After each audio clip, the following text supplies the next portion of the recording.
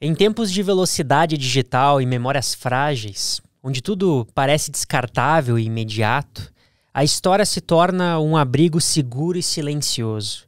Cada documento antigo, cada livro amarelado, cada traço de tinta preserva não apenas um registro, mas uma alma, um pedaço de quem fomos e do que aprendemos. Preservar esses testemunhos do tempo é mais do que um trabalho técnico. É um ato de reverência à memória humana. É proteger a identidade de um povo contra o esquecimento. Dito isso, já te inscreve no canal, deixa o teu like que está começando mais um episódio do Conversa Magna.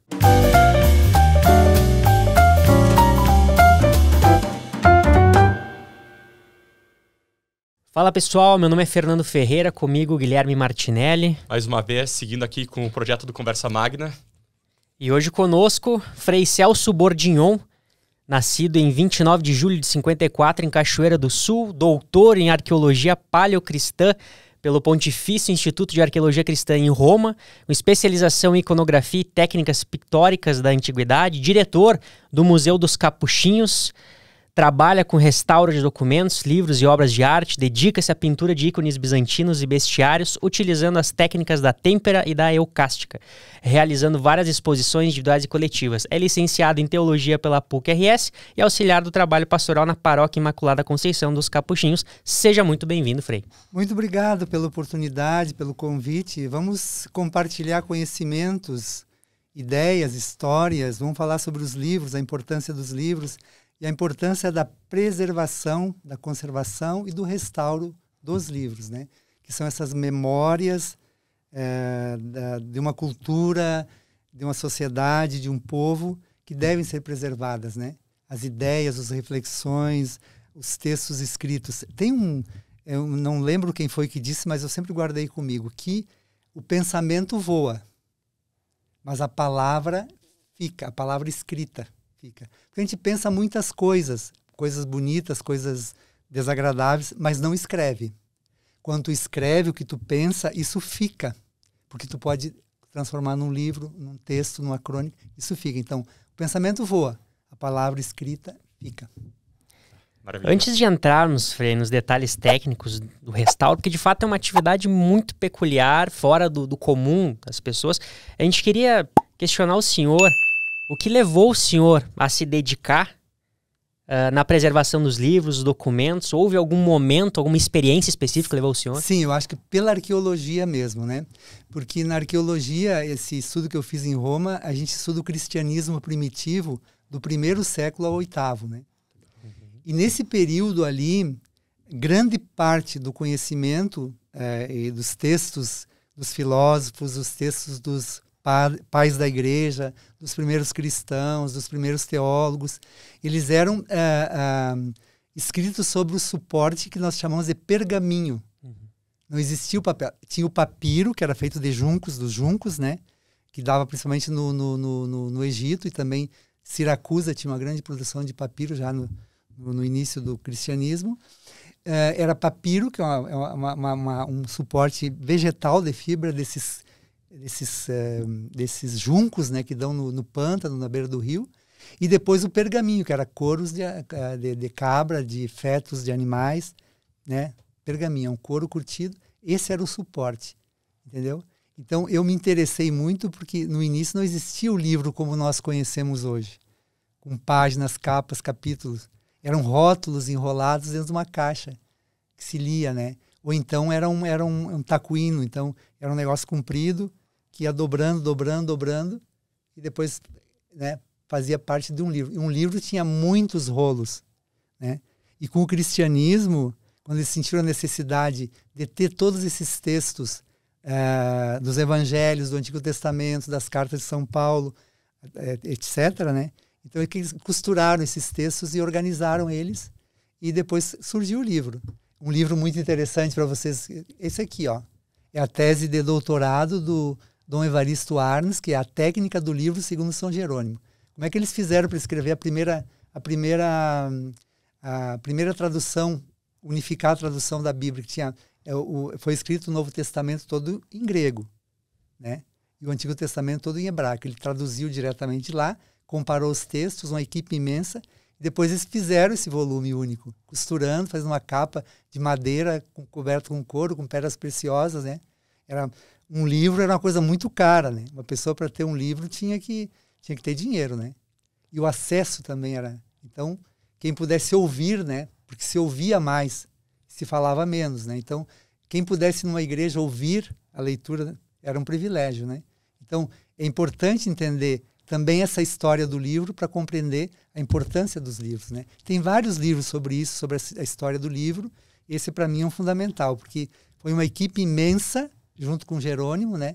Que ele era secretário do Papa Damaso, para fazer essa versão, traduzir copistas, leitores, calígrafos, gente que corrigia, gente que controlava a tradução das palavras. Porque, às vezes, uma palavra em hebraico, tem poucas palavras, então a palavra tem até 10 sentidos a mesma palavra. Para traduzir, 10 sentidos a mesma palavra.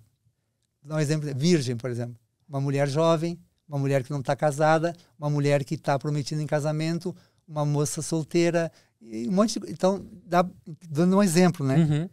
Palavra, sei lá, outras palavras também, tem muitas, dá para traduzir de muitas maneiras. O senhor se refere, é a Vulgata, né? A tradução para o latim.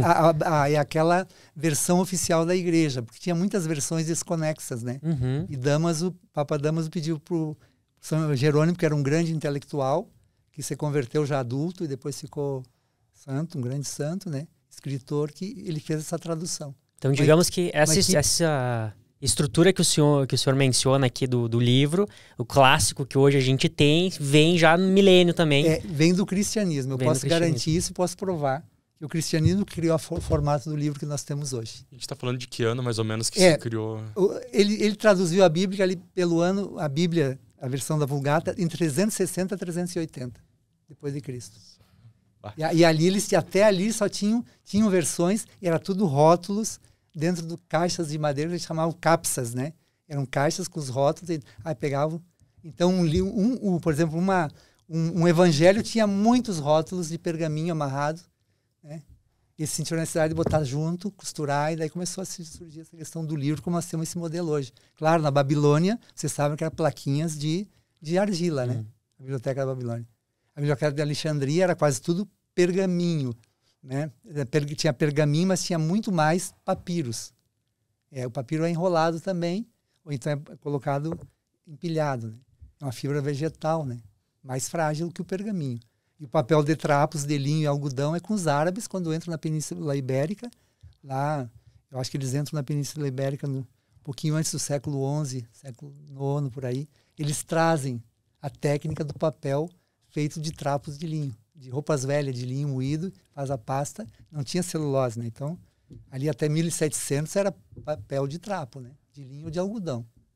Né? Existe uma coisa muito bela no livro, né? Que é a questão do próprio legado. Eu falo que eu tenho livros que nem o de Homero ali, eu tenho livros como de Platão, Aristóteles, ali, que a gente acaba tendo o acesso a eles hoje, que é do século V a.C. Então tu pensa que pessoas pensaram naquilo e aquilo sobreviveu pelo tempo e nos dá a oportunidade de aprender com eles. Isso. Tu vai ler a Odisseia. Como é que chegou a nós? Alguém registrou, copiou. E os mosteiros beneditinos e os mosteiros antigos foram os grandes responsáveis pela cópia e preservação. Também tem os árabes na Península Ibérica, que foram importantíssimos na difusão do livro e da filosofia dos clássicos gregos. Porque eles não tinham preconceito, eles guardavam todo o conhecimento. E trouxeram, e depois traduziram para o espanhol, traduziram para as línguas latinas, esses clássicos da filosofia grega e da história grega. Por exemplo, tem um filme, O Destino, que fala sobre isso. Ali pelo século XI, XII, na Espanha, esse filósofo que nós chamamos de Averroes, que ele traduziu os clássicos do latinos, né, para a língua do árabe para o árabe e vice-versa, né? E também tinha uma grande questão nesse período que era a queima de livros, né? Sim. Quando fogueiras, né, de livros. Sempre teve, a Biblioteca da Alexandria foi queimada 2 vezes, e a terceira vez foi destruída, né? Acho que essa é uma questão importante que o senhor tinha mencionado antes. do registro, né, das palavras. E na história a gente analisa que, propriamente já depois de Cristo, evidentemente, existia a tradição oral. Tradição oral. E propriamente o Martinelli levantou, muitos da filosofia... Era oral também. Então era oral. A gente não faz às vezes faz a questão, a tradição oral é só bíblica. Não todas. As tradições filosóficas também. Alguém depois decidiu escrever, sabe? E assim, então assim, a gente vai sempre dizer, não vamos condenar ninguém. Mas assim, vamos dizer, o que a pessoa lembrou, porque as pessoas estavam muito mais atentas, não tinha esses rumores todos que nós temos, essa barulheira. Então quem ia ouvir, guardava aquelas palavras, porque o silêncio fazia entrar. E o mestre filósofo, o mestre espiritual, ficava lá explicando, e o discípulo ficava lá ouvindo. Então assim, os discípulos de Jesus, por exemplo, vamos dizer que a gente é mais próximo da gente, ouviam ele, e guardaram no coração, no pensamento, e repetiam uns para os outros, tudo aquilo que ele ensinou. Mas eles não guardaram tudo, porque a memória é seletiva, né? A memória oral, né? Então, assim, eles guardaram e consideraram mais importante. Depois, quando Jesus morreu, ressuscitou, foi crucificado, né? Essa história toda, eles se reuniam para recordar do mestre, repetiam aquilo que ele tinha dito, repartiam o pão, uma mesa, como nós estamos aqui, e recordavam. E o primeiro evangelho, por exemplo, o de Marcos, é a partir da pregação de Pedro.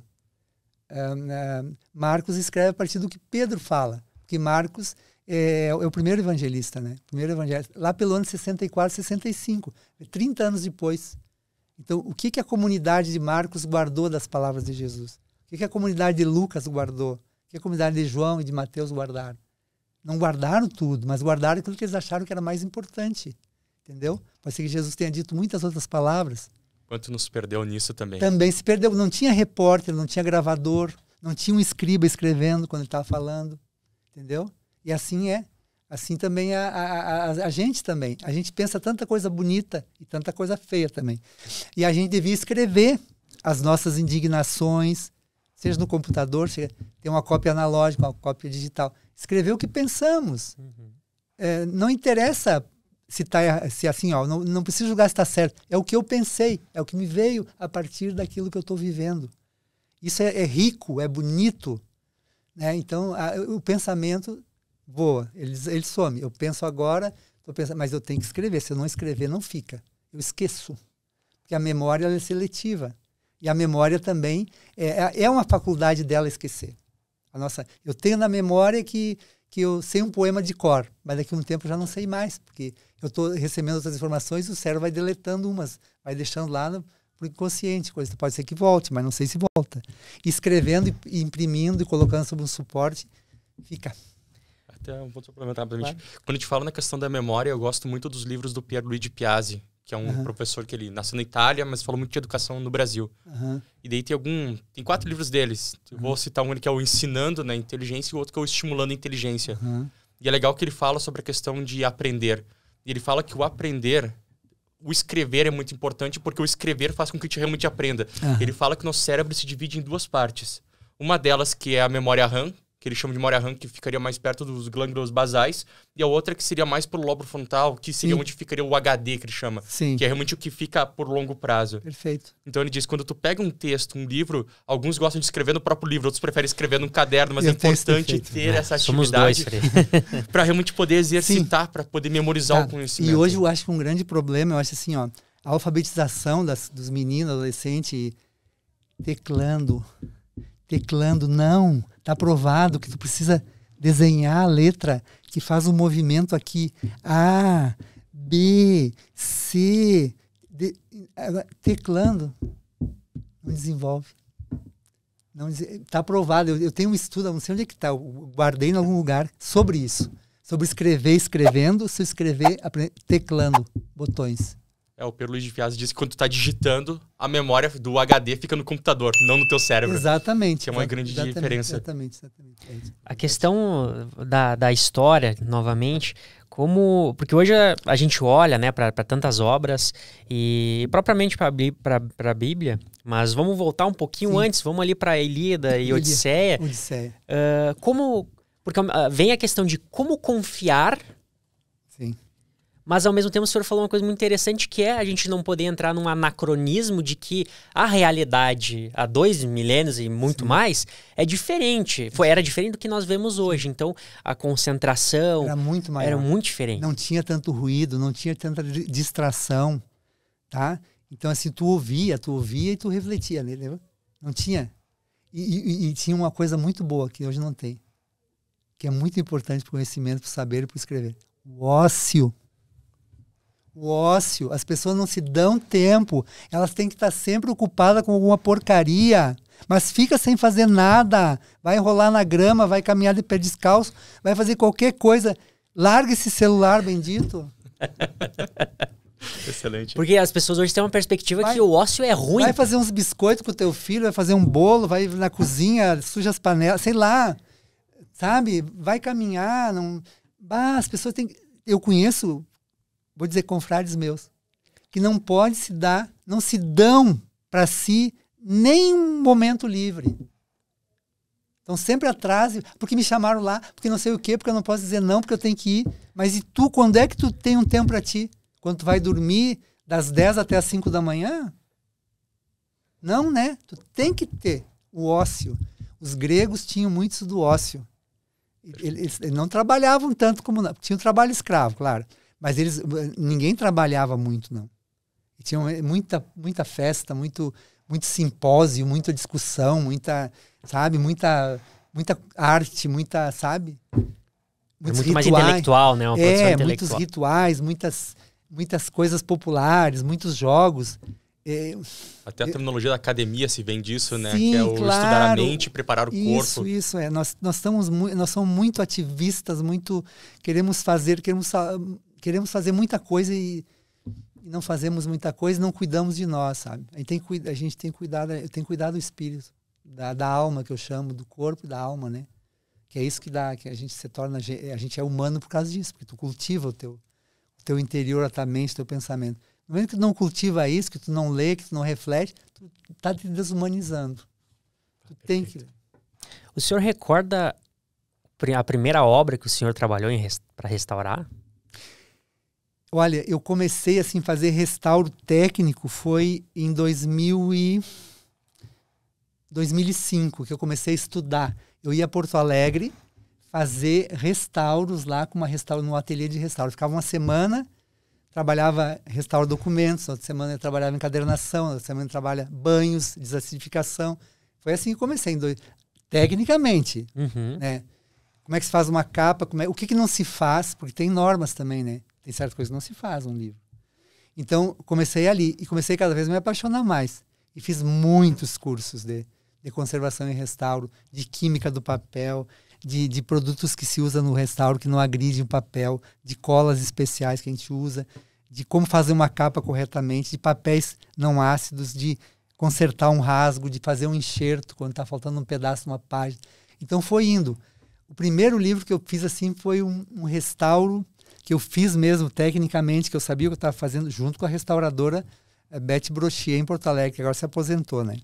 É uma queridona, uma amada nossa, fez muitas parcerias com o museu nosso. Foi um livro de orações da Igreja Luterana, de um amigo meu aqui de Nova Petrópolis, né? Que era um livro de família, que estava todo em pedaços. Pena que eu não tenho, mas eu tenho lá a apresentação, o PDF, o antes, durante e depois, que eu documentei tudo, né? Com foto. Aí tu vê do que era e onde chegou no final. Esse foi o primeiro assim que eu fiz lá por 2006, por ali, né? Depois de lá eu não parei mais. E aí eu restaurava também imagens de sacras de gesso, de madeira e tela, pintura em tela e óleo e tudo. Deixei de lado. Eu só restauro agora livros e documentos antigos. Não papel. A minha área agora é papel. Até complementando a pergunta do Fernando aqui, o senhor lembra que história que tinha, né, dentro desse livro que o senhor fez o primeiro restauro, dentro e fora dele, para a família, né, também, e que tinha na história do livro? O livro, todo livro tem memórias. Então, eu aconselho a ler esse livro aqui, ó. Memórias de um livro, tá? Que é sobre o restauro do manuscrito de Sarajevo. É muito bonito. Porque as memórias do livro é aquelas marcas que ele tem de manuseio, de procedência, O cara estava lá lendo o livro com um copo de vinho. Derramou uma gota de vinho. Aquilo ali começa a fazer parte da memória dele. Uma mancha é uma agressão? Sim, mas faz parte. E essa restauradora, nesse livro aqui, né? Ela analisa tudo que tem. Um pelo de gato. De um gato siamês, depois ela descobriu o que era. Os pelos de gato lá no meio. É um manuscrito em pergaminho. Aí lá tem uma mancha de vinho, uma mancha de gordura. Tem no meio, assim, tudo manchado, salinizado com água do mar. E é um manuscrito de uma Agadá, que é umas bênçãos que se dá na Páscoa na religião judaica. E o mais interessante é que é ilustrado com figuras. Que legal. Porque foi dada por um menino judeu que não sabia ler, que não conseguia ler, porque ele não ouvia, não sabia. Então ele via as imagens e tem toda a história em cima. Quem fez as iconografias, as ilustrações desse Agadá, dessa bênção? As manchas, ela foi atrás da asinha de borboleta que tinha lá. Por que tinha aquela asinha de borboleta lá no meio? E aí ela reconstituiu toda a história do livro através das marcas do tempo no livro. Então, as memórias do livro, as memórias desse livro aqui, ó, que eu restaurei, e depois colei a capa de ponta cabeça, porque está assim, ó. E na hora eu estava conversando, ficou de ponta cabeça. Então, ele é assim, ó. Mas eu não quis desfazer, porque daí ia danificar mais, né? E eu reaproveitei tudo que tinha do original. É uma brochura, né? Porque não tem capa dura, né? Então, é uma brochura. Então, dicionário de elementos gregos, né? Por exemplo. Então, ele tem a história dele. Ele está todo sublinhado. Algum frei estudou os elementos gregos, né? As palavras, e riscou e sublinhou. Estava lá os pedaços e eu reconstituí ele. Agora dá para manusear. Não é um livro raro, mas isso aqui é a acidez do papel, por exemplo. Ó. Esse amarelado assim, ó, é a acidez do papel, que é a qualidade do papel, né? Quanto mais ácido, menos qualidade tem o papel. Foi feito uma coisa para não durar. Era para os estudantes lá do seminário, então depois imprimiam de novo. Então, por exemplo, ele tem história. Esse aqui tem história também, ó. Tem história. Então, esse tem uma capa dura, foi aproveitado todos os fragmentos da capa, ó, foi colocado ali, foi feito a gravatinha direitinho, mas foi conservado também, né? Tudo que ele tinha, as marcas de procedência, ó, por exemplo, né? Coisa e tal. Por onde ele percorreu, as bibliotecas, nós temos livros lá que tem todos os carimbos da biblioteca onde ele percorreu até chegar a nós. Se fosse meio um passaporte. É um itinerário que ele fez, né? Então, são memórias, não pode saber aqui, ó. Padres Capuchinhos, ó. PC, né? Padres Capuchinhos da Savoia. Esse livro veio da França. Mas ele veio em pedaços, nós restauramos. Fizemos uma lombada, uma gravação e aproveitamos os fragmentos que são importantes também. E essa aqui é uma obra do século XVIII, né? É, antiga. Nem me lembro. 1883. Vai dizer, tem as marcas. E as marcas não podem... As marcas do tempo, né? A acidez, as marcas de procedência, as assinaturas, tu não pode, no restauro, cancelar ou destruir. Isso que dá a beleza do livro. Isso que dá o valor do livro. Que vai dizer se o livro é raro, se o livro é precioso, se o livro é... né? Coisa e tal, né? O livro valoriza pela história também. Pela história dele, pelas marcas dele. Nós, quando eu era jovem, eu era bonito, eu tinha cabelo, eu tinha uma barba comprida, preta, olho bem azul, eu era bonito. Com o tempo, o meu cabelo vai caindo, vai ficando careca, não uso mais cabelo comprido, não uso barba, vai aparecer as rugas, vai ter um problema no olho, vai ter problema... Então, a gente também leva as marcas do tempo. Tem gente que tenta disfarçar, faz uma plástica. Restauro não é cirurgia plástica, tá? Restauro é para manter a integridade, salvar tudo que pode, por maior tempo possível que puder, que se possa ser usufruído esse livro. Essa é uma analogia bem interessante. A gente se restaura com cirurgia plástica, mas o livro porque tem quando tu vai pegar um livro que está todo para ser restaurado, tu faz uma ficha técnica com o diagnóstico, os problemas que ele tem, né? E os procedimentos de restauro. Tudo tem que ser documentado. E principalmente quando for um livro precioso, né? Raro, precioso, tem que documentar tudo com foto, com descrição, tem que dizer tudo que tu fez, até a cola que tu usou, né? O que faz um livro ser raro e precioso? Aqui tem, ó. O que é um livro raro? né? Então, é uma combinação de vários fatores, né? Não é só uma questão, né? O livro se torna raro, valioso pelo seu conteúdo. Primeiros relatos de invenções e descobertas científicas, por exemplo, é um raro. Primeiras edições de importantes obras literárias ou históricas, por sua característica física, por exemplo, encadernações luxuosas, contendo ouro, pedras preciosas, anotações manuscritas. Eu posso deixar para vocês depois também. Por qual mãos de pessoas ilustres passou esse livro, que geralmente tem uma assinatura, tem um ex-libris, o ex-libris é um selo que o dono do livro faz e cola no livro. Quer dizer, esse livro é meu. Né? Então, livros ilustrados que dão nova interpretação de um texto ou de uma obra de um artista de renome, livros censurados ou expurgados também pode ser bastante escasso, já que poucos exemplares podem ter sobrevivido ao tempo e à ação humana. Então, tem um critério, né? A escassez tende a aumentar o valor do livro? Não necessariamente. Existem livros que têm poucos exemplares, não é um livro raro. Não é precioso, porque como é que se diz? É irrelevante o que ele tá, mas merece ser guardado também. Tipo o livrão do Felipe Neto. Pode ser. Nem sabe quem que tem a Associação Americana de Livreiros e Antiquários que estabelece certas normas, né, também. O que é raro, o que é... Todos os livros antigos são preciosos. Um livro valioso, o livro não é valioso porque é antigo e provavelmente raro. Existem milhões de livros antigos que não valem nada, porque não interessam a ninguém. Né? As bibliotecas públicas estão cheias de livros antigos como se fossem postos de venda, que não valeriam mais do que o seu peso em papel. Então, assinaturas, marcas de propriedade, autógrafos, dedicatórias contribuem para aumentar o valor de um livro. Sim, contribuem. Então, a assinatura do cardeal Richelieu, o livro tem mais valor. Poxa, né? vida, sim. Então, aqui tem né, que é as cartas do cardeal Richelieu, né, pro príncipe daquela época. Eu não sei me esquecer se é Luís XIV ou Luís XV. É o príncipe que ele escrevia as cartas, né? Esse aqui foi impresso na França, né? Está em francês, em 1995. Está em francês, papel de trapos, tem todas as características de um livro antigo.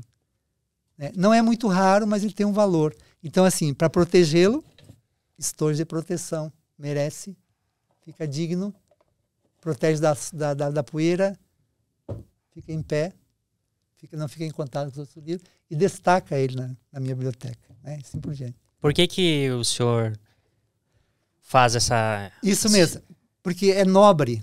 Isso aqui é um papel marmorizado que é feito artesanalmente pela Célia Porto, em São Paulo.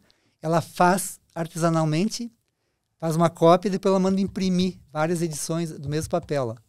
Então fica um marmorizado. Esse é feito artesanalmente, o desenho, né? Depois ela imprime em papel e fica uma coisa, tem variedades incríveis, né? Daí, de acordo com o livro que está lá dentro, a gente escolhe o papel marmorizado para revestir o estojo.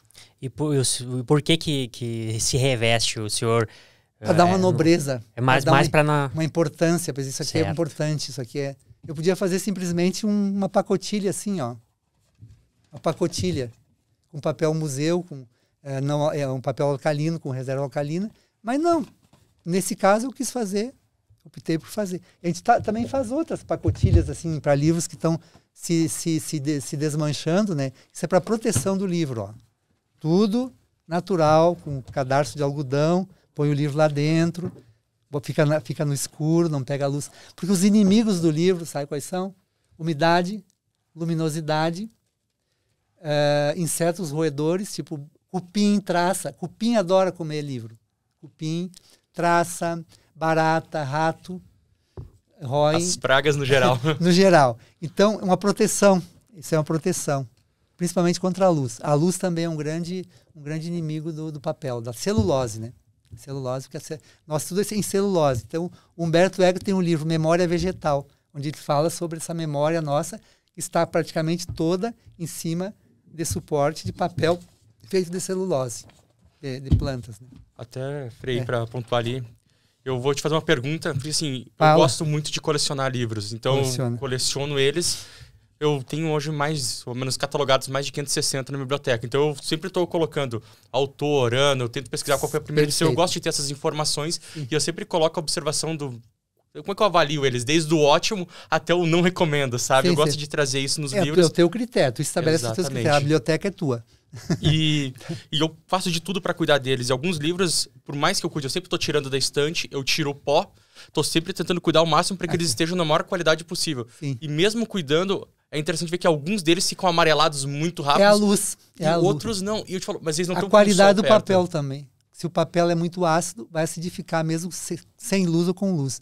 Então, assim, ó, se estão todos assim em cima da estande, ó, tá assim, tudo aqui na estande, né? Uhum. Tu pega um TNT branco e bota aqui em cima. Já não vai pegar poeira, já vai proteger da luz. Uma faixa de TNT. Bota 2 pezinhos cada para não pegar poeira e não pegar a luz também. O TNT. Tu quer fazer um sachê para espantar as traças e os bichinhos. Para espantar, não mata. Sachê com TNT, um saquinho assim, tu bota dentro louro seco, alecrim, bota pimenta do reino em grão e bota cravo da Índia. Isso solta um cheirinho gostoso e espanta os bichinhos, não chegam ali, não vão se introduzir para comer. Já ficou a dica. E tem que ter cuidado com os piolhos de livro também. O piolho de livro a gente não enxerga. É uma coisa minúscula que ele faz problemas. Ele pode comer também. As baratas comem as bordas. Né, as traças, aqueles peixinhos de prata comem também. Então tem que repelir eles. Nunca usar venenos em livro, nem passar veneno em livro. Né? Porque... Dentro dessa linha só falam que é importante limpar. Sim, higienizar. E oxigenar as páginas. É verdade? É verdade. Tu pode pegar assim, eu vou limpar meu livro. Então eu vou numa mesa, boto ali um feltro na frente, né, se ele está muito poeirado, e eu pinto uma trincha macia, barro tudo para lá. Tu não enxerga, mas depois se tu higienizar uns 10 litros, vai ver a poeira que fica ali. Higienizo aqui as primeiras folhas, aqui e aqui. E faço assim, eu vou lá no ar livre.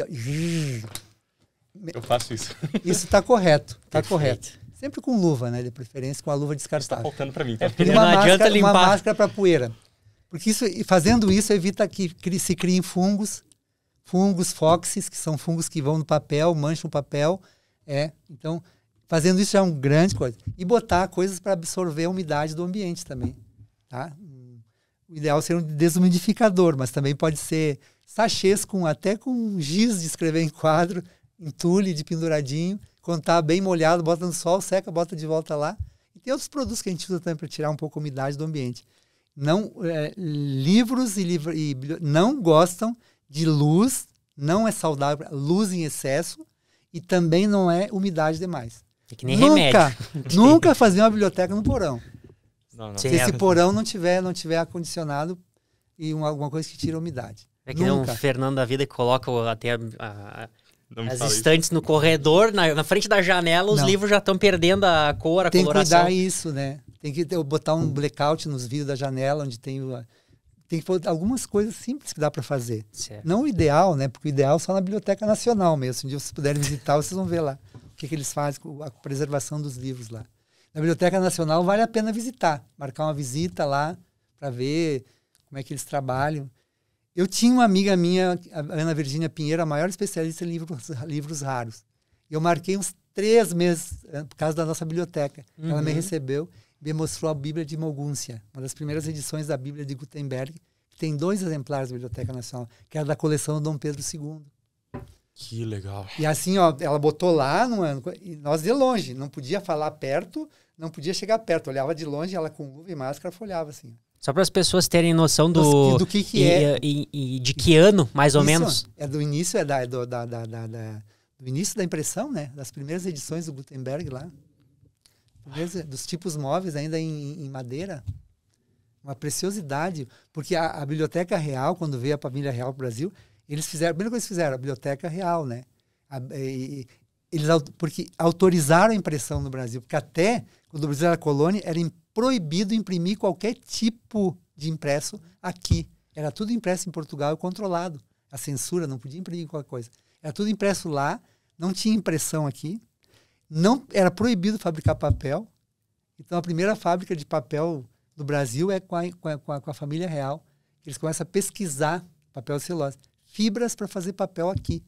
Tem a fábrica de papel Salto, que era lá pelo Rio de Janeiro, não sei onde. Eu para datas assim, não tenho muito. começaram a fabricar papel no Brasil e imprimir livros aqui, com a vinda da família real. Isso foi um salto gigantesco, né, na nossa cultura. Isso é muito importante. Até, Frei, quando tu fala assim na questão de obras que são raríssimas, que têm o seu valor, eu pergunto se tem alguma obra hoje no acervo, né, dos Capuchinhos que mereceria uma atenção maior dos habitantes aqui de Caxias do Sul, que deveria ser mais prestigiada. Porque eu tive acesso aquela vez lá aos seus livros, eu fiquei emocionado já com o que eu vi. Até aquele do Viagem ao Centro da Terra, achei espetacular do Júlio Verne. Porque, assim, os freis franceses que vieram os capuchinhos que estão aqui, vieram da França. Nós somos uma província, nós chamamos de divisa em província. O Rio Grande do Sul é uma província, Paraná e São Paulo é outra, Rio de Janeiro é outra, e vai, né? O Brasil tem as províncias. As outras foram fundadas de Santa Catarina por italianos, capuchinhos italianos. Essa daqui foi fundada por freis franceses, que vieram da Savoia e de Chambéry, de uma missão fracassada que tinha no Líbano. Vieram para cá para atender os imigrantes, chegando aqui atenderam todo mundo. Né? E até os indígenas atenderam. Né? Então, assim, eles trouxeram livros. Eles trouxeram um livro, debaixo do sovaco, em baús. Eles têm as cartas do Frei Bruno, que tragam livros, precisam fazer o seminário, precisam fazer o teologado. Traziam livros, vinha dos navios. E esse é um problema sério. As condições, muitos livros pegaram água salgada, salinidade, mas estão ali. Então, assim, eles trouxeram tudo que eles tinham. E nós podemos provar que é nosso, porque tem a marca da biblioteca de Chambéry, a marca da biblioteca de não sei aonde, né? Da Savoia e tudo mais, né? Então, assim, a gente tem livros que eles trouxeram, nós temos que eles trouxeram. Não foi comprado aqui. Legal. Entendeu? Mas eles adquiriam também. E eles eram homens muito cultos e não tinham preconceito de ter uma evolução das espécies do Darwin. Qual é o problema? Tinham, e nós temos ali. É eles que trouxeram, está em francês. Entendeu? Então, são preciosidades nossas, nós temos que cuidar. Mas nem todas as pessoas têm acesso a essas obras. Nós não abrimos, assim, porque não dá, né? Uma do manuseio, outra questão da questão da informação, né? Não dá para a gente também ficar divulgando demais essas coisas, porque são coisas reservadas. Então temos Bíblias de 1500, temos coisas de teologia, temos uma ópera Omnia de Aristóteles, que está em grego e latim, né? Então isso mereceria ser fazer um trabalho, mas a gente não tem coragem nem de meter a mão, porque precisaria, assim, envolver muito a equipe, né, que trabalha comigo, por muito tempo. E nós não temos condições de fazer isso, porque tem outras emergências, urgências para fazer, na conservação do acervo e outros acervos também. Nós não temos só livros. Nós temos livros, objetos pessoais dos freis, tem uma história da província, temos documentos, tem fotografia, tem uma parte do tridimensional, mobiliário, pedaços de altar, imagens de madeira, objetos do cotidiano, pilão, panela, tudo uma misturança de coisas, paramentos litúrgicos antigos. Então, assim, é muita coisa. A equipe é pequena, né? Mas os livros a gente sabe, nós cuidamos, não peguem umidade, a gente controla, não temos ar-condicionado, porque é muito caro deixar o tempo todo, eu prefiro deixar assim como está, e controlar a umidade do ar e o calor, né? A temperatura e a umidade do ar. Tem os termohigrômetros que a gente controla, e quando a gente liga ventiladores, a gente bota esses sachês para tentar diminuir, né? Mas certamente eles estão mais bem conservados que se tivessem jogado numa biblioteca de um convento, assim, de qualquer jeito, né? Ninguém cuida, né? A gente teve acesso aquela vez lá e foi muito legal. A experiência foi única. É uma coleção preciosa, diz assim, que é a nossa história, a nossa cultura, é o legado dos freis franceses. Nós temos que conservar isso, né? E fizemos uma campanha, uma vez, Salve um Livro, né? Que as pessoas davam dinheiro para salvar um livro. E daí foi restaurado em Porto Alegre, né, com a Beth Protier.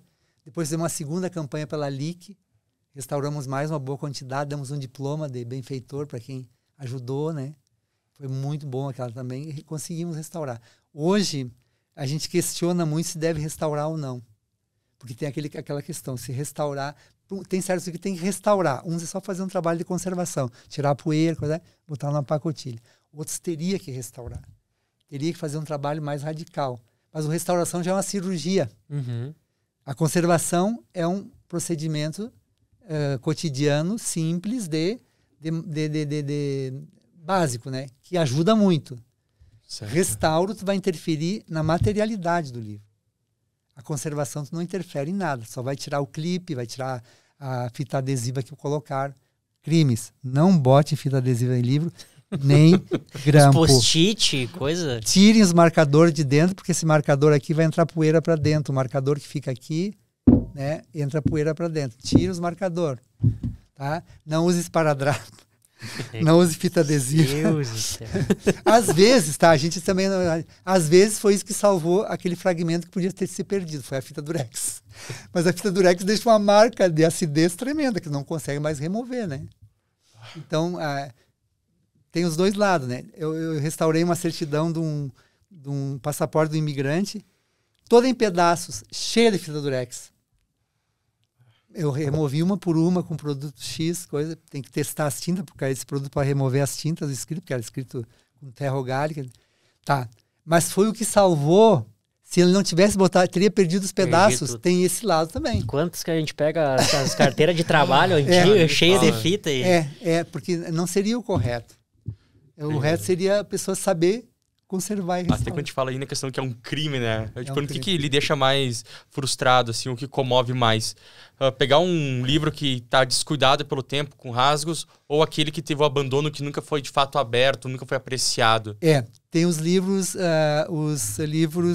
que nunca foram abertos, são os intonsos. O livro intonso é um livro que as páginas estão ainda não foi refilada. Por quê?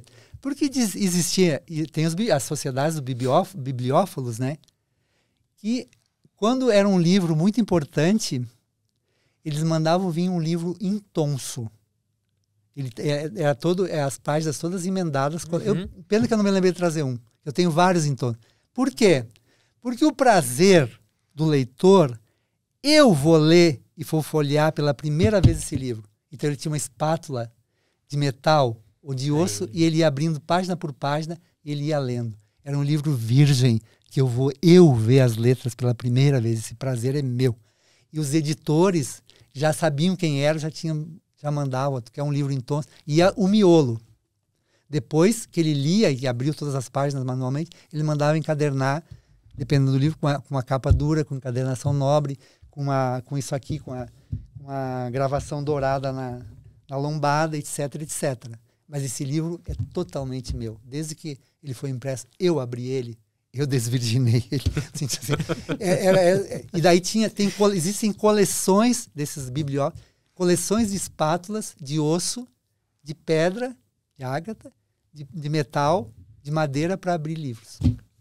Os intossos. E aqueles... Tá, esse que não fui dali.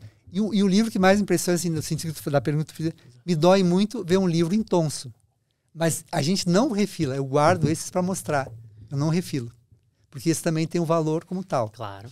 Mas, para mim, a grande dor que, né, é a falta de cuidado no usar o livro.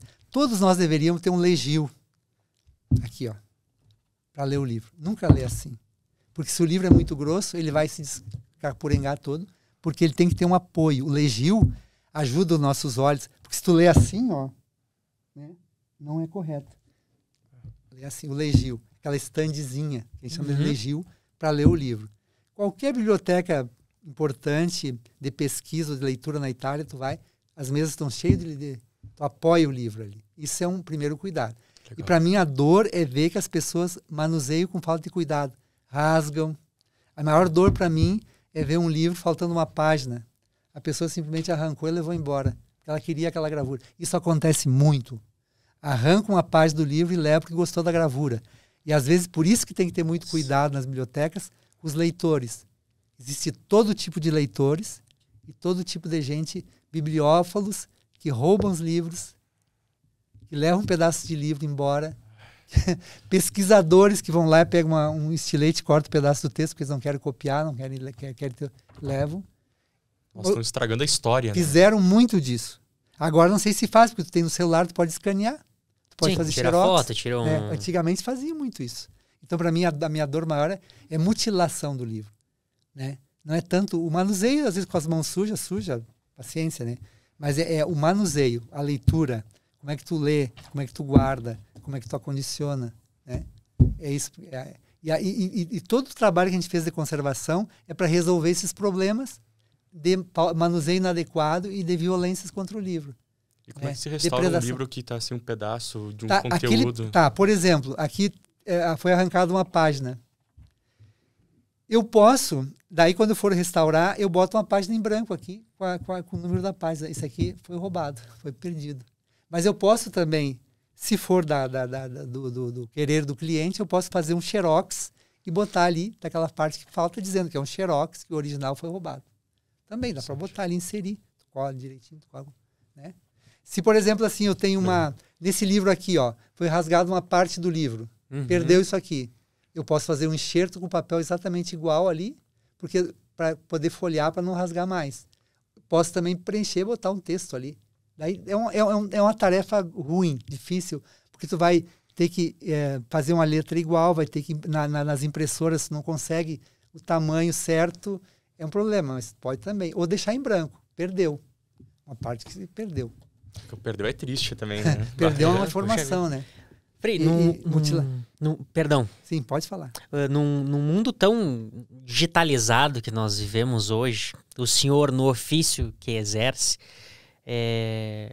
do seu ponto de vista de sentido, como é que o senhor vê hoje a experiência do leitor do livro físico, né, de manusear, o ofício de conservar uma obra que hoje nós vemos a nova geração que está no Kindle, que está no celular, que está no computador? É válido também, eu acho assim, ó. Importante é ler. Ler. E daí tu lê onde tu gosta, importante tu ler aquilo que tu lê, refletir, questionar e fazer anotações. Eu acho importante fazer anotações. O Guilherme está naquele que faz anotações.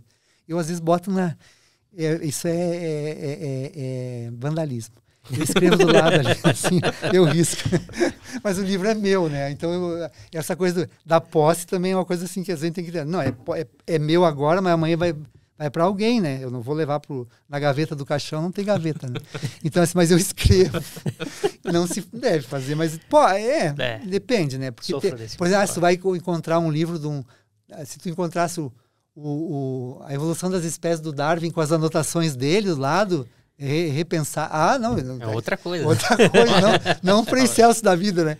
Então, assim, ó, eu respeito, mas numa Bíblia, por exemplo, eu nunca escreveria nada, por exemplo, eu respeito, assim, não sublinharia, não. Tem gente que sublinha a Bíblia, tem gente que risca.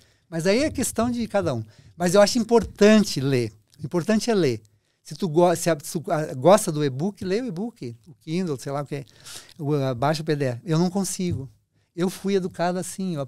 Eu sempre peguei livro, eu sempre li. Eu adoro sentir o cheiro do livro novo.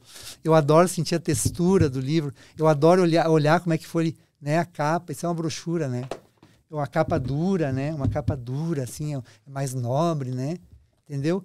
Então eu gosto de sentir o livro. Eu gosto de sentir. A materialidade do livro, para mim, é tudo. É uma relação, né, da pessoa com a obra. E tu leva ele contigo onde tu quer. O Kindle, tu vai vou lá lá nos interiores de Galópolis, não pega o celular, não tem rede, não consigo ler. Mas o livro eu levo e leio, né? Não preciso botar numa tomada. Eu levo. Então, tem isso também, né? Então, acho que o importante é ler. Não sou contra, né? A favor, cada um tem que encontrar o seu meio. Importante ler e escrever também. O que pensa e anotar. As duas são válidas, mas eu acho assim, que livro raro, eu penso que os livros raros, livros preciosos, com poucos exemplares, tem que digitalizar e disponibilizar para quem quiser pesquisar. Isso é um custo grande, viu? É um custo bem grande. E o original, higienizar, guardar e conservar o original. Nunca se desfazer do analógico, do material. Nunca. Porque essa ideia de, vão digitalizar todos os documentos para criar espaço no arquivo judicial.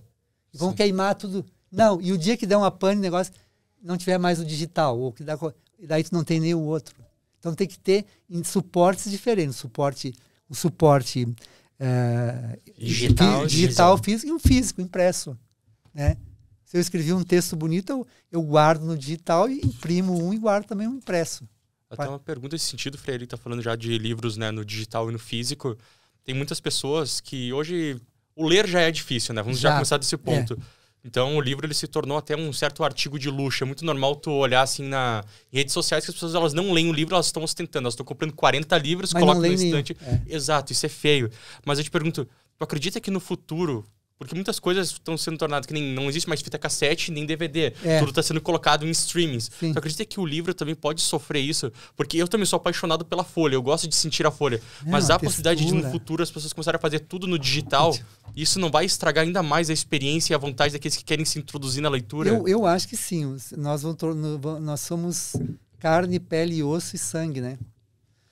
Então, o livro é papel, tinta e alma, de certa forma. E alma e cor, entendeu? É diferente a relação. Eu tenho medo, uma preocupação. Não vou estar mais aqui porque eu tô com 71 anos, se eu durar mais 20, eu agradeço a Deus, né? Porque a gente nunca sabe, né? Tu pode, né? Então eu agradeço, cada dia vivo bem, procuro ter boas relações, não brigo por bobagem com ninguém. Onde me chamam, eu vou. Me chamar no terreiro de Candomblé, eu vou, não tem problema nenhum. Chamar na igreja evangélica, eu vou. Não tem problema eu não tenho problema de conviver com o diferente. Então, assim, ó, eu acho que daqui a um tempo vai ser cada vez mais raro a impressão. Diminui muito. Então, uma vez tiragens que se faziam 5.000, hoje não chega nem a 2.000, né? Um escritor que lança um livro, ele não faz mais do que 1.000, eu acho. É raro. Só se tiver muita demanda, né? Eu acho. Então, acho que a gente tem que... Mas as duas coisas são válidas. Eu acho que não substitui... Também, de repente, quando surgiu, quando tinha só em papiro, veio o pergaminho. Não vai ter mais papiro? Tem até hoje. Entendeu? Pergaminho a gente usa só hoje só para fazer capas de livro com pergaminho. Eu tenho vários encapados com pergaminho, porque o original era com capa de pergaminho. Se faz pergaminho ainda, mas não se imprime livro em pergaminho.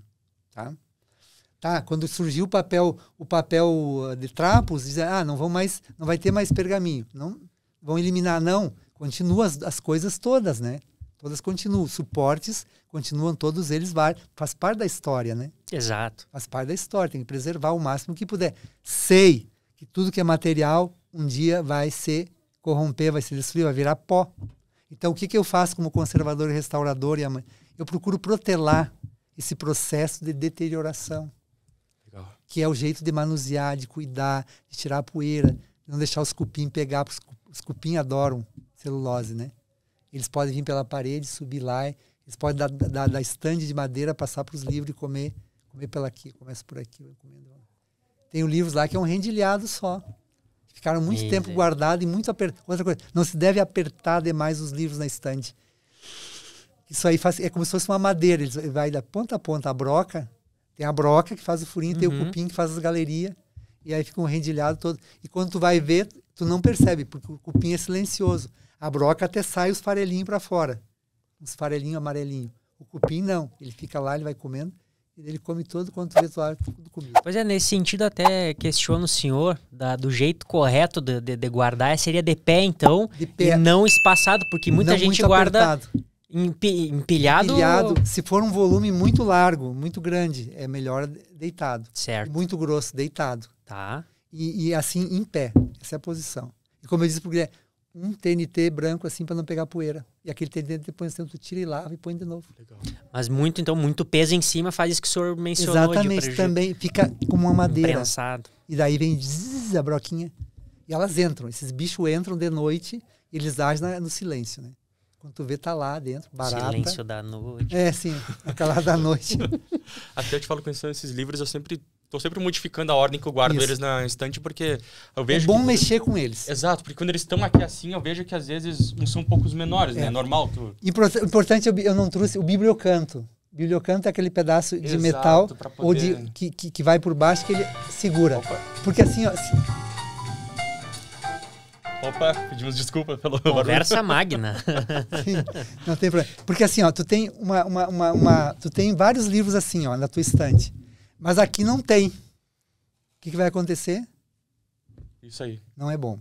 Então, bibliocanto, que pode ser tem bibliocanto, pesquisa isso aí. Pode ser metal, pode ser de madeira, pode ser de plástico, pode ser de acrílico. Ele entra por baixo, fica aqui, apoia aqui. Eu falo não só disso também, né, Frei? Eu falo a questão que alguns livros aqui atrás parece que eles abrem, porque tem um menor no meio. É bom botar. Que eu vou modificando para que eles fiquem sempre prensados assim, ó, atrás. Assim, ó. Isso aí. E os menores aqui. E aí o bibliocanto sempre assim, né? Mais adequado. Sempre assim, para você que está chegando na estande, fica assim, né? E com essa parte para dentro, essa aqui, ó. E assim eu canto aqui para eles não caírem. Legal. 2 perguntas, Frei, até pra gente ir encaminhando, que acho que elas se concatenam aqui. Dentro do ofício que o senhor exerce, qual foi o caso de restauro mais marcante para o senhor, seja por importância histórica, alguma realidade ou emoção envolvida, e se já houve alguma obra ou documento que revelou alguma coisa inesperada para o senhor dentro do restauro? Sempre tu encontra coisas curiosas, né? Quando tu vai restaurar um livro, assim, se é um livro antigo, um livro de família, né?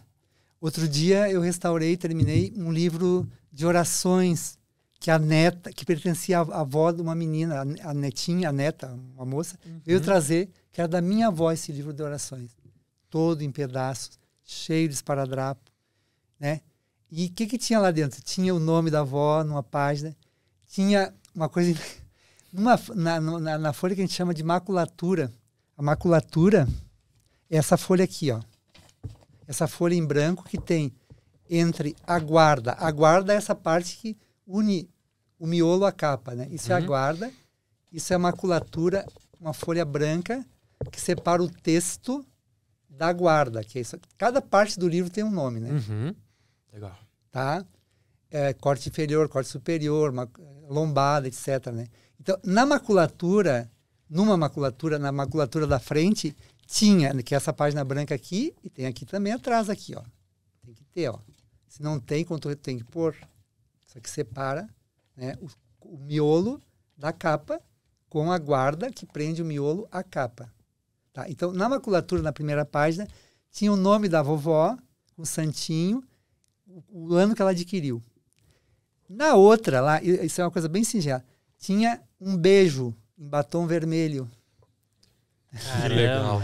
Daí eu peguei, conservei aqui, depois que eu restaurei, porque eu desencadernei todo ele, consertei todas as páginas que estavam com esparadrapo. Foi um problema seríssimo o esparadrapo, que era um papel bíblia, né, bem fininho. Então eu tive que reforçar com papel arroz no verso, para depois tentar remover o esparadrapo com um produto X para poder remover. Removi, não rasgou. E aí eu conservei esse beijo, botei ali, tá? E botei lá a dedicatória da avó quando ela recebeu. Depois fiz um estojo nobre e eu fiquei emocionado, porque ela ficou muito emocionada, a menina, quando veio buscar. Ela nunca pensou que ia ficar tão bom assim. Agora ela pode abrir o livro, pode ler, olhar o livro que era da avó dela. Eu acho essas coisas de família, eu acho muito bonito. Para mim me emociona. Mais do que qualquer outra coisa, né? Mais do que qualquer outra coisa. Mas eu restaurei um manuscrito. É um livro de um antifonário nosso que nós chamamos. O antifonário era um livro que tinha, quando os freis cantavam no coro, né? Então, o antifonário, as antífonas que se repete todos juntos antes, no início e no final do salmo. E era cantado. E esse antifonário é todo feito à mão. É o único manuscrito que nós temos no museu. É em papel de trapos também. E é uma beleza, né? Assim, sabe? Tá mutilado. Eu achei ele num monte de lixo que iam queimar, porque as pessoas não sabem o valor. Isso aqui não falha.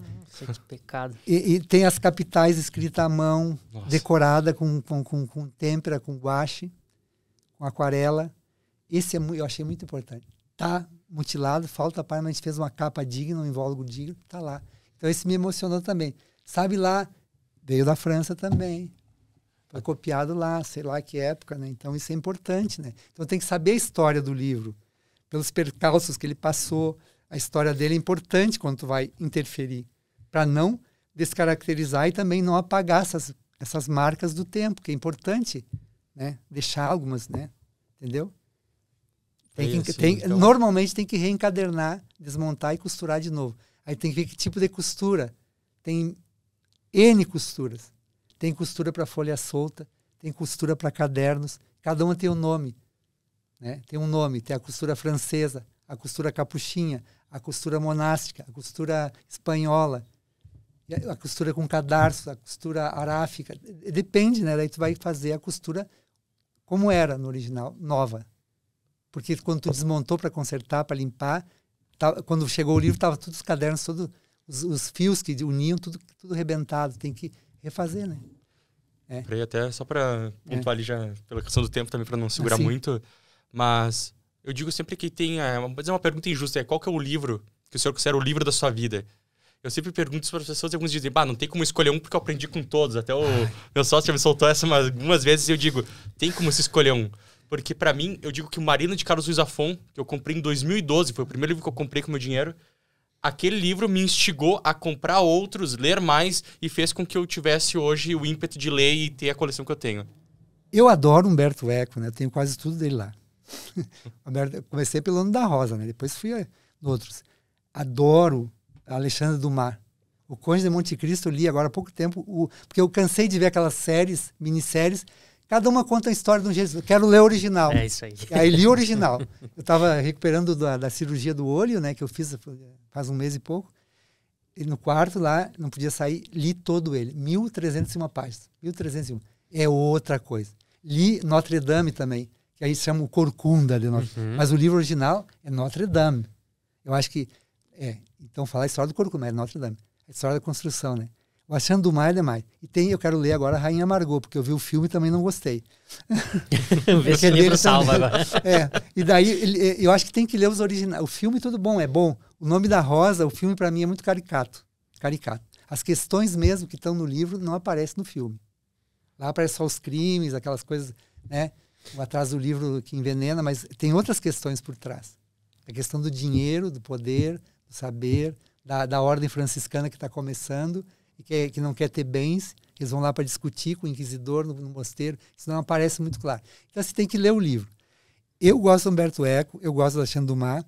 Eu li a Odisseia quando li a tradução boa do grego, e tem uma tradução bilíngue do grego. Eu não leio o grego, mas conheço os caracteres do grego para o italiano. Acho que são os clássicos todos a gente deveria ler, né?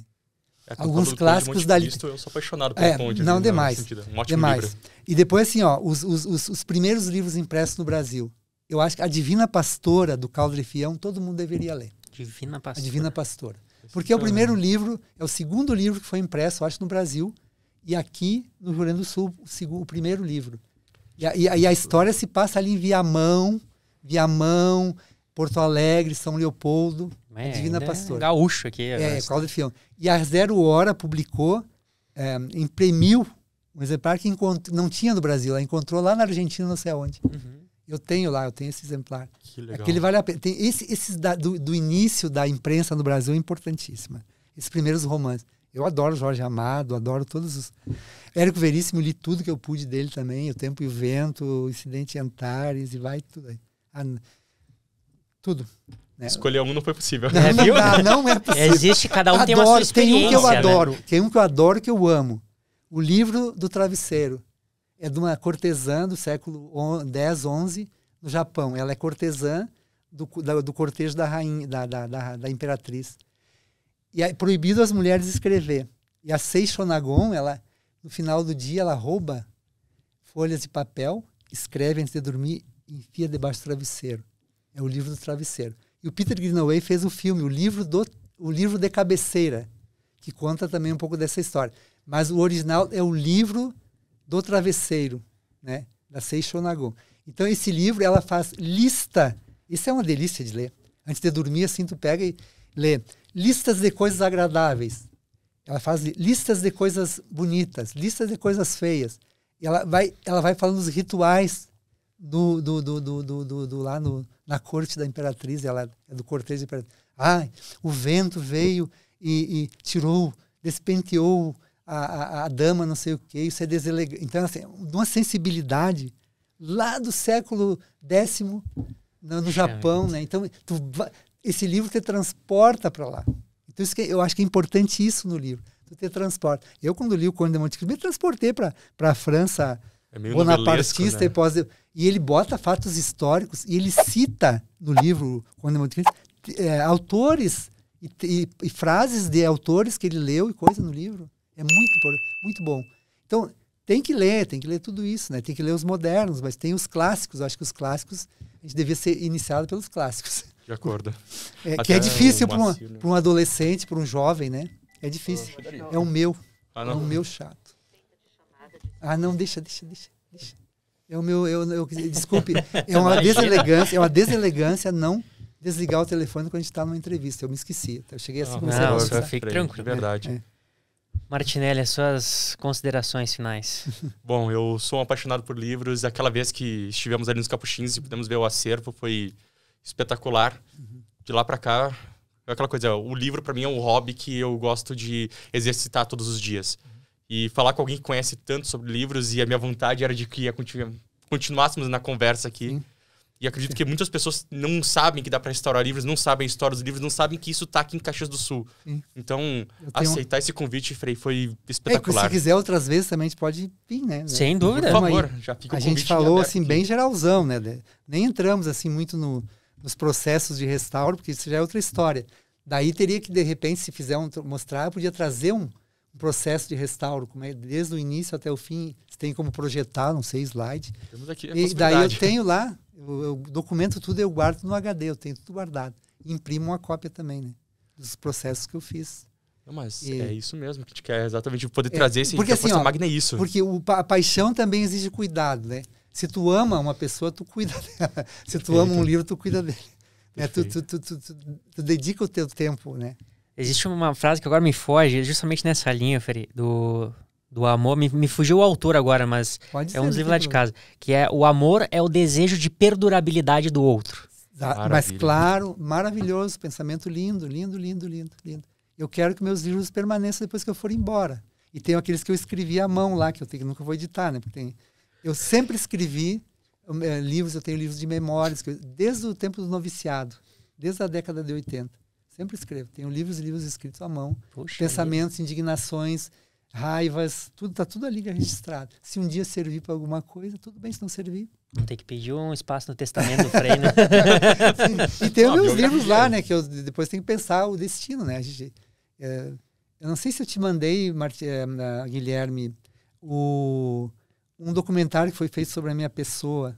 Mandou um link no WhatsApp há um tempo ainda. Não se um dia quiser dar uma olhada, eu falo sobre essa questão das minhas preocupações com as minhas coisas, né? O que eu vou fazer, os meus livros, o que vai acontecer, as minhas memórias, o que serão feitas delas, né? Nós temos que pensar nisso também, as minhas memórias. Eu cito lá que eu quase choro quando cito, né? O Blade Runner, né? Para mim, quando o Android, o mais potente, né? Tá caçando, né? E o Android derrota o caçador e não mata ele porque não quer. E daí ele tá para morrer, o tempo dele terminou, né? Eles eram programados, esses androides. E o Roy, né? E o caçador tá lá todo ferido e ele diz: eu só queria ter alguém para partilhar minhas memórias. Aquilo que eu vi, que humano nenhum viu, que eles eram feitos para ir em missões espaciais distantes e fazer tarefas que o ser humano não conseguia. Eu queria falar dos sóis que eu vi, das estrelas, dos fogos, não sei o quê, mas não tenho ninguém. Minhas memórias vão se perder como lágrimas na chuva. Tempo de morrer. Ele solta a pomba e morre. Então, as nossas memórias... Então, a gente tem que registrar, né? Alguém tem que guardar, porque elas vão se perder. Né? Por isso que a gente tem que escrever, tem que guardar. Mesmo que sejam orais, a gente tem que passar o conhecimento, né? A gente tem que, pela convivência, pela partilha das coisas, né? Não tem que guardar tudo para nós. Para quê? Egoísmo. Até tem uma frase num livro que é do Carlos Zafon, que ele fala: todos temos segredos escondidos às 7 chaves no sótão da alma. Perfeito. E é maravilhoso isso, porque aquele livro ele é de uma profundidade que eu acho belo. Isso eu gosto eu digo que o livro, a arte, ela serve para poder nos emocionar, fazer com que a gente viva aquilo que na nossa rotina, no nosso cotidiano, a gente não conseguiria alcançar. Exatamente. E Frei, a gente não conseguiu nem falar das suas pinturas, das suas obras, não a gente não precisa falar de nada mais fala além disso. Noutras, falaremos em outras, já fica o convite. Fica aí, a gente pode falar sobre isso. Eu adoro falar sobre arte, literatura, restauro, memória, museu, tudo isso, arqueologia, se quiser também a gente pode falar.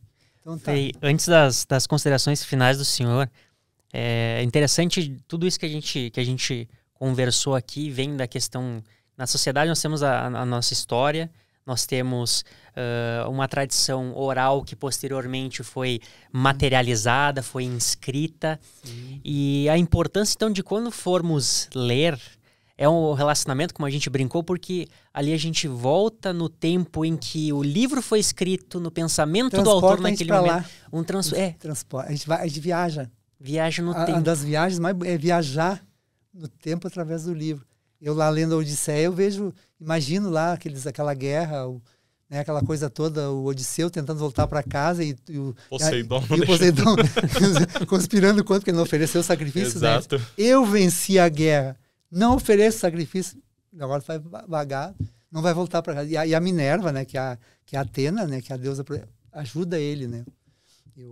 Porque ela diz, né, a viagem não é só feita pelo mar, também é feita pelo vento. Pelo vento. Nossa, que coisa, é umas coisas assim que fica assim, que tu fica refletindo, que fica lá dentro, né? Isso é maravilhoso do livro, né? Então hoje é o muito... conhecimento humano. E a Caxias, você sabe, tem um banco de memória oral fabuloso no arquivo histórico, né? É quase 30 anos de trabalho, memória oral dos imigrantes italianos, das famílias italianas. A Sônia Stork fez um trabalho maravilhoso de depoimentos que ela gravou, transcreveu e registrou sobre a história de Caxias. Tá tudo lá. Ó, maravilhoso. Fica aí pra galera. O arquivo histórico nosso é maravilhoso. Frei, suas considerações finais. Eu só tenho a agradecer e estou disponível. Se alguém tiver um livro que queira dar uma olhada, se quiser ver o que eu acho, se eu digo, vamos restaurar, vale a pena, venham lá, marque uma hora. Eu estou sempre lá pelo ateliê. Saio muito, tem muita atividade, mas estou lá. O meu trabalho, eu gosto de fazer esse trabalho. Como diretor do museu, estou lá orientando, mas também estou no meu ateliê trabalhando nos livros, restaurando. Um dia tu vê lá, Guilherme, se tu quer, eu te dou de presente um livro em tonso para tu ver como é que é. Me lembra. Eu tenho vários lá. Vou cobrar esse, então. Daí tu guarda para mostrar. Sociedade são dois? Não, Frei? Também, porque é um livro que nunca foi aberto. Eu vou dar um pulo na semana que entra. O livro é um livro curioso. Segunda às 8 eu tô lá já. Ele tem um miô, então acaba...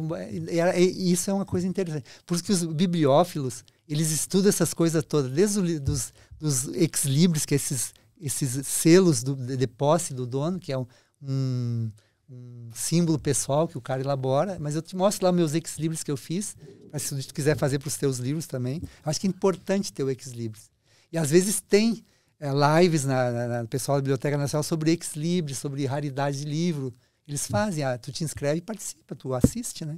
Então eu acho importante. A Biblioteca Nacional é maravilhosa, eles fazem um trabalho imenso, sabe? Também, bom, nesse sentido. Fica aqui então uma lição imensa que nós, como amantes de livros, eu falo, eu sou um leitor tardio, comecei ali quando eu entrei para a faculdade, nos 17, a ler, mas comecei e eu sei que eu não só vou parar quando eu não puder mais suspirar. Claro, não se para. Mas respirar, melhor dizendo. Porque... E acho que e também a diferença, e sim, há pessoas que leem melhor, leem pior, nesse aspecto do relacionamento com a obra. Mas leiam, tem que ler. O Umberto Eco, quando eu estava na Itália, os pais estavam indignados que a gurizada só queria ler o Harry Potter. Ele disse assim numa entrevista, não importa, deixem ler o que eles quiserem ler, é importante que leiam. Desde que leiam. Depois eles vão ir para outras coisas, eles vão saltar, dar um salto. Deixa que leiam, não proíbam de ler Harry Potter. Qual é o problema? É que a leitura é uma evolução, né? Tu começa lendo uma coisa que depois começa a se tornar papinha. Comecei a ler revista em quadrinho, Pato Donald. Exato, não leio mais hoje em dia, mas teve o seu tempo. Clássicos gibis. Os Buffalo Bill. Porque eu comecei lendo Surfista Prateado e eu leio até hoje o Surfista Prateado. Então é meio complicado pra mim dizer isso. Começa, tem que ler. Leia o que lê, tá bom, depois vai. Exato. Bom, fica o nosso agradecimento, fica essas lições. O Frei já ficou disponível aqui. É uma experiência, sem sombra de dúvida, muito peculiar. E para quem gosta de livro, conversar com o Frei, e esse tipo de experiência aqui, da gente ter esse contato de um restauro e a conservação né, da obra é conservar a história, a memória, a alma, as ideias que foram escritas. Porque não é só, escrevi qualquer coisa e botei ali. Não, existe todo esse processo mental do autor que, poxa, há mais de 2000 anos e tantos... Ele refletiu sobre aquilo, ele escreveu sobre aquilo, ele chegou a conclusões e nos servem para hoje. E chegou nos até nós. A viver melhor. Porque tem que nos ajudar a viver melhor a literatura e a olhar para o mundo com os olhos mais empáticos, mais amorosos, com esse mistério que é a criação, né? Que é essa maravilha que nós temos, que é o nosso paraíso é aqui, agora. Vamos viver aqui, não vamos pensar, só ficar nesse paraíso depois da morte, né? Vamos ver, vamos olhar aqui, né? E a literatura nos ajuda, o conhecimento, a palavra, a poesia, a pintura, a dança, são expressões, né? São linguagens. Dons que os humanos têm, que nossa magia, exato. É isso mesmo. Bom, este episódio fantástico conta com o apoio da K2 Investimentos. Se você está buscando investir melhor, proteger seu patrimônio ou encontrar soluções financeiras sob medida para a sua realidade, presta atenção nessa dica. A K2 Investimentos é uma consultoria que está democratizando o acesso a serviços financeiros de qualidade. Eles atendem desde investidores iniciantes até empresas que precisam de apoio estratégico, sempre com atendimento personalizado, humano e direto ao ponto. De investimentos a consórcios de seguro a crédito estruturado, o time da K2 vai além do básico e constrói junto com você uma jornada segura e eficiente rumo aos seus objetivos financeiros. Quer entender como a K2 pode te ajudar? Manda uma mensagem no WhatsApp, agenda uma conversa rápida. O link está na descrição do episódio e vale a pena conhecer. Inclusive, a gente tem que ter dinheiro para poder comprar livro, né? Para poder investir nos bons livros. Então, a gente encontra até no lixo, às vezes, livros. Desculpe, mas não vou ficar fuçando. Mas, gente, muitas pessoas botam livro no lixo. E aproveitar os sebos aqui. Eu encontrei na frente da minha casa do convento uma coleção do Balzac completa, novinha, uma coleção de 25 exemplares ou 30, e de lendas e mitos da história mundial, lendas e mitos e novinha com encadernação. Estava jogada, eu peguei e carreguei logo para dentro de casa. Estava no lixo, na beira do container do papel. Nossa. Que pecado. Juntei. Sorte do reino. Agradecimentos também ao escritório Martinelli Ferreira Advogados, ao CR Studio na pessoa do Thiago. Se inscrevam aqui no nosso canal, é importante para a gente conseguir manter o Conversa Magna em plena ascensão. Nós estamos com mais de 800 inscritos em pouco tempo de Conversa Magna. A gente agradece a cada um de vocês. Comentem, compartilhem, curtam. No Instagram, @ConversaMagna, acompanha a gente lá também, ajuda a comentar, a curtir, a compartilhar os nossos cortes, para que nesse mundo virtual, embora nós gostamos muito do analógico, a gente também tem que estar aí no virtual, e é essa forma, o algoritmo, para poder manter esse projeto. Então, Frei, meu muito obrigado, Martinelli, muito obrigado mais uma vez, um grande abraço a todos vocês. E aproveitando já, se quiser fazer parte dos patrocinadores e ajudar o Conversa Magna a continuar crescendo, sinta-se à vontade para nos contatar, seja pelo e-mail ou talvez também pelo telefone. O que achar mais conveniente para poder estar conversando. Forte abraço e até a próxima oportunidade.